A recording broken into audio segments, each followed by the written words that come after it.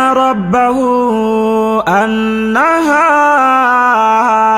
هؤلاء قوم مجرمون فأسر بعبادي ليلا إنكم متبعون واترك البحر رهوا إنهم جند مغرقون كم تركوا من جنات وعيون وزروع ومقام كريم ونعمة كانوا فيها فاكهين كذلك وأورثناها قوما آخرين فما بكت عليهم السماء والأرض وما كانوا منظرين